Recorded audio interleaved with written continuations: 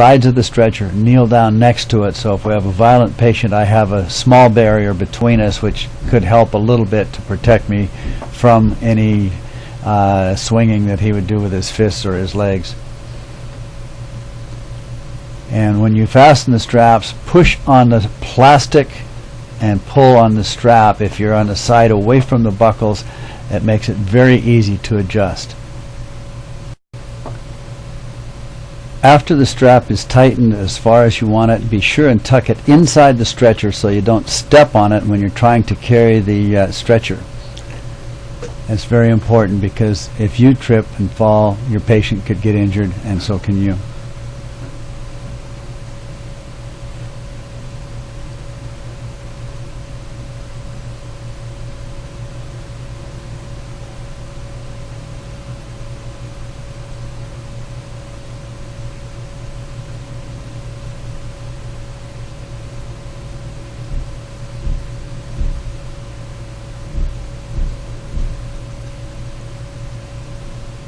To secure the foot end, pull it up, put your foot behind it, and that holds it in position when you're trying to fasten the lower foot end straps. Bring this foot end strap from the inside of the stretcher outward through the lower unused grommet, then back to the buckle that's on the strap right at the foot end.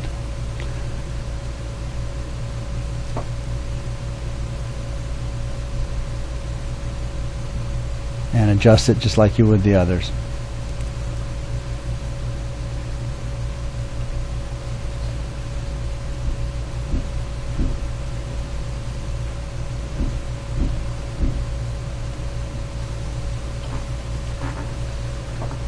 Notice the space below the patient's heels. If you lift him in that position with his feet on the leading edge of the stretcher, that could cause a lot of discomfort on the back of the leg because his heels would sink down into the stretcher and it would be very uncomfortable, sometimes painful.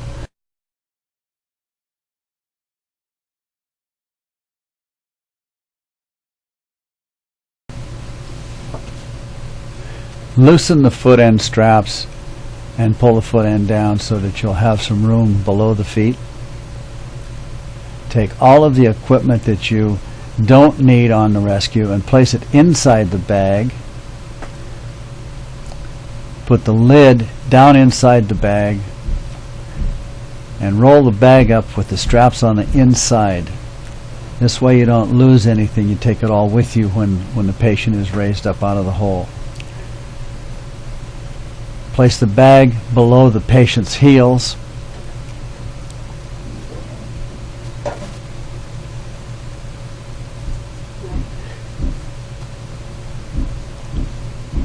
At that time, tighten the straps, and the patient has a solid surface to stand on, and this will prevent any pain behind his legs, and it'll take all the equipment with you so you don't lose anything.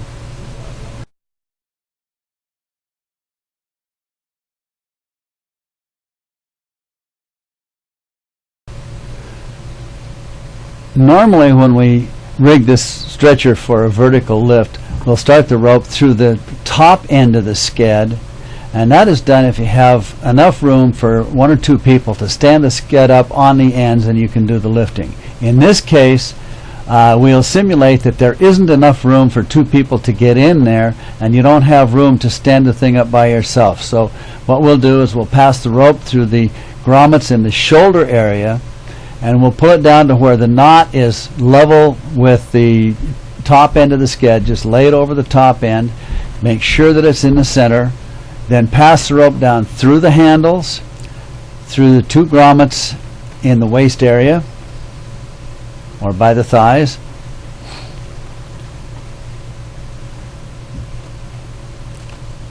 pull it snug so you don't have any possibility of losing the position of the knot.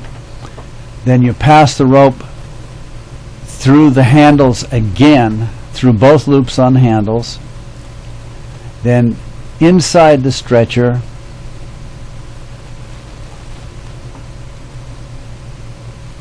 And down next to the feet, by the patient's heels, there's another grommet at the bottom. You pass the rope outward through the grommet.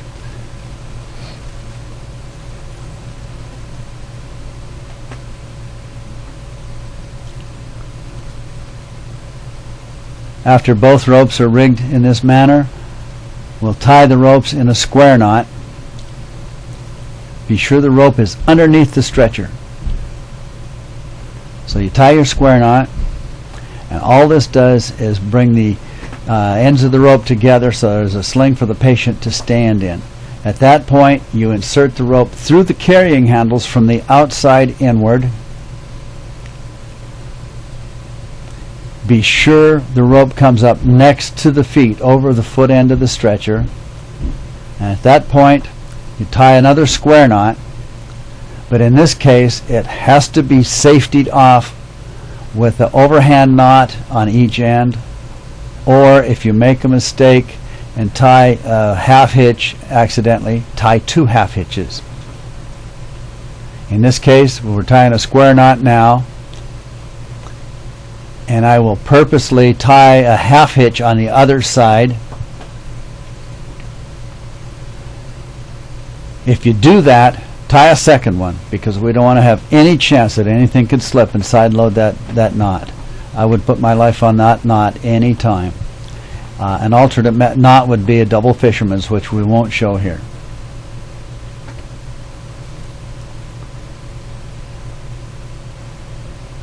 Okay, I've secured it to an overhand knot now, which is the better way to go.